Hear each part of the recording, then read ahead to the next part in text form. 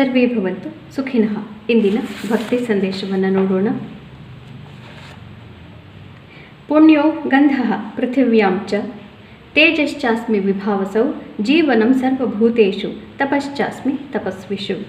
ಭೂಮಿಯಲ್ಲಿ ಬರುವಂತಹ ಪುಣ್ಯವಾದಂತಹ ಗಂಧ, ಸುಗಂಧ ಇವುಗಳು ನಾನು, ಮತ್ತು ನಾನೇ ತಪಸ್ವಿಗಳ ತಪಸ್ಸು, ಮತ್ತು ನಾನು ಸೂರ್ಯನಲ್ಲಿರುವಂತಹ ತೇಜಸ್ಸು ನಾನೇನೆ, ಮತ್ತು ಎಲ್ಲ ಜೀವಿಗಳಲ್ಲೂ ಕೂಡ ಯಾವುದನ್ನು ನಾವು ಜೀವ ಅಂತ ಕರಿತೀವೋ ಆ ಪ್ರಾಣ ಅನ್ನೋದು ನಾನೇನೆ.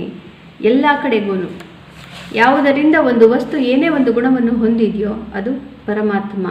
ಎಲ್ಲಿ ಸದ್ಗುಣಗಳಿದೆಯೋ ಅವೆಲ್ಲವೂ ಪರಮಾತ್ಮನ ಸಾನ್ನಿಧ್ಯ.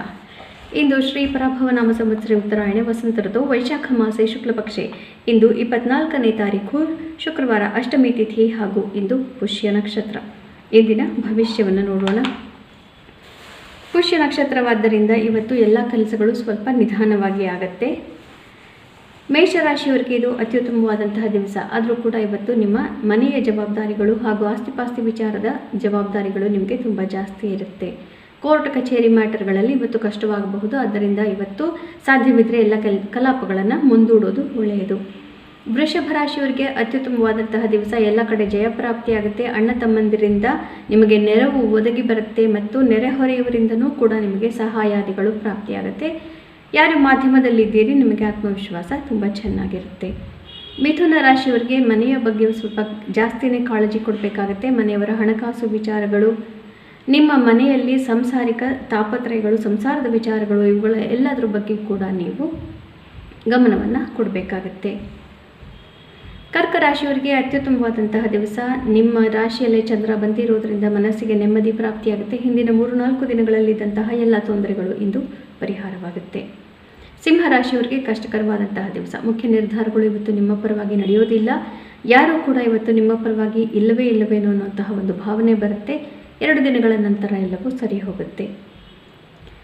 ಕನ್ಯಾ ರಾಶಿಯವರಿಗೆ ಅತ್ಯುತ್ತಮವಾದಂತಹ ದಿವಸ. ಇಷ್ಟಾರ್ಥ ಸಿದ್ಧಿ, ಮನಸ್ಸಿಗೆ ನೆಮ್ಮದಿ, ಮಿತ್ರರಿಂದ ಧನಾಗಮ, ಗುಂಪುಗಳಿಂದ ಇವತ್ತು ಲಾಭ. ತುಲಾ ರಾಶಿಯವರಿಗೆ ಕಾರ್ಯಕ್ಷೇತ್ರದ ಜವಾಬ್ದಾರಿಗಳು ಸ್ವಲ್ಪ ಅತಿ ಹೆಚ್ಚಾಯಿತು ಅಂತ ಮನಸ್ಸಿಗೆ ಭಾಸವಾಗಬಹುದು. ಮನೆ ಮತ್ತು ಕಾರ್ಯಕ್ಷೇತ್ರದ ಜವಾಬ್ದಾರಿಗಳನ್ನು ಸ್ವಲ್ಪ ಸರಿಯಾಗಿ ಸಮತೋಲನದಿಂದ ತೆಗೆದುಕೊಂಡು ಮುಂದೆ ಹೋಗಬೇಕು. ವೃಶ್ಚಿಕ ರಾಶಿಯವರಿಗೆ ಭಾಗ್ಯೋದಯವಾಗುತ್ತೆ. ಹಿರಿಯರ ಆಶೀರ್ವಾದವಿಲ್ಲದೆ, ಭಗವಂತನ ನಿರ್ಧಾರವಿಲ್ಲದೆ ಯಾವ ಭಾಗ್ಯವೂ ಕೆಲಸ ಮಾಡೋದಿಲ್ಲ. ಹೀಗಾಗಿ ಇವತ್ತು ಪ್ರಾರ್ಥನೆಗಳು ಮತ್ತು ಹಿರಿಯರ ಸೇವೆ ಅವಶ್ಯಕ. ಜಾಯಿಂಟ್ ಫ್ಯಾಮಿಲಿನಲ್ಲಿ ಯಾರ್ಯಾರಿದ್ದೀರಿ ತಂದೆ ತಾಯಿಗಳ ಆಶೀರ್ವಾದ ಪಡೆಯೋದನ್ನು ಮರೆಯಬೇಡಿ. ಧನು ರಾಶಿಯವರಿಗೆ ಇದು ಅತ್ಯುತ್ತಮವಾದಂತಹ ದಿವಸ. ಆದರೂ ಕೂಡ ಮನಸ್ಸಿಗೆ ನಾನಾ ರೀತಿಯ ವಿಚಾರಗಳಿಂದ ಕ್ಲೇಶ ಪ್ರಾಪ್ತಿಯಾಗುತ್ತೆ. ನಿಮ್ಮ ಪ್ರೀತಿ ಪಾತ್ರರಿಂದ ನಿಮಗೆ ಬೇಕಾದಂತಹ ಪ್ರತಿಕ್ರಿಯೆ ನಿಮಗೆ ಪ್ರಾಪ್ತಿ ಆಗೋದಿಲ್ಲವಾದ ಕಾರಣ ಮನಸ್ಸಿಗೆ ಸ್ವಲ್ಪ ಕ್ಲೇಶವಾಗುತ್ತೆ. ಮಕರ ರಾಶಿಯವರಿಗೆ ಅತ್ಯುತ್ತಮವಾದಂತಹ ದಿವಸ. ಮನೆಯಲ್ಲಿ ಒಳ್ಳೆಯ ಸಂದರ್ಭಗಳು ಜರುಗತ್ತೆ. ನಿಮ್ಮ ಪ್ರೀತಿ ಪಾತ್ರರಿಂದ ಅಕ್ಕರೆ, ಸಹಕಾರ ಎಲ್ಲವೂ ಪ್ರಾಪ್ತಿ. ಬಿಸ್ನೆಸ್ ಪಾರ್ಟ್ನರ್ಶಿಪ್ಗಳಲ್ಲೂ ಕೂಡ ಯಶಸ್ಸು. ಕುಂಭ ರಾಶಿಯವರಿಗೆ ಅತ್ಯುತ್ತಮವಾದಂತಹ ದಿವಸ. ಸಾಮಾಜಿಕ ಚಟುವಟಿಕೆಗಳಲ್ಲಿ ಆತ್ಮವಿಶ್ವಾಸ ತುಂಬ ಚೆನ್ನಾಗಿರೋದ್ರಿಂದ ಶತ್ರುಗಳು ಹಿಮ್ಮೆಟ್ಟುತ್ತಾರೆ. ಯಾವುದೇ ಅಡೆತಡೆಗಳು ಇವತ್ತು ನಿಮ್ಮ ಕೆಲಸಕ್ಕೆ ಅಡ್ಡಿ ಬರೋದಿಲ್ಲ. ಯಾರ್ಯಾರು ಫಿಸಿಕಲ್ ಟ್ರೈನಿಂಗ್, ಫಿಟ್ನೆಸ್ ಇತ್ಯಾದಿಗಳು, ವ್ಯಾಯಾಮಾದಿಗಳು ಈ ಥರದ ಸಂಬಂಧಿಸಿದಂತಹ ಉದ್ಯಮದಲ್ಲಿ ಇದ್ದೀರಿ ನಿಮಗೆಲ್ಲರಿಗೂ ಅತ್ಯುತ್ತಮವಾದಂತಹ ದಿವಸ. ಮೀನ ರಾಶಿಯವರಿಗೆ ನಿಮ್ಮ ಬುದ್ಧಿಶಕ್ತಿಯನ್ನು ಉಪಯೋಗಿಸಿ ಕೆಲಸಗಳನ್ನು ಮಾಡ್ಕೋಬೇಕು. ಇವತ್ತು ಬೇರೆಯವರ ಸಹಕಾರ ಅಷ್ಟೊಂದು ಪ್ರಾಪ್ತಿ ಆಗೋದಿಲ್ಲ. ಆದರೂ ಕೂಡ ನಿಮ್ಮ ಕ್ರಿಯಾಶೀಲತೆ, ಕ್ರಿಯಾತ್ಮಕತೆಯಿಂದ ಎಲ್ಲವನ್ನು ಸಾಧಿಸಬಹುದಾದಂತಹ ದಿವಸ. ಪುನಃ ನಾಳೆ ಭೇಟಿಯಾಗೋಣ. ಅಲ್ಲಿವರೆಗೂ ಗೀತಾ ಶ್ಲೋಕಗಳ ಶ್ರವಣ, ಪಠಣ, ಮನನ, ಲೇಖನ ಯಾವುದು ಒಂದನ್ನು ಕೂಡ ಮಾಡಿದರೂ ಜನ್ಮಾಂತರದ ಪಾಪನಾಶ. ಶುಭಮಸ್ತು.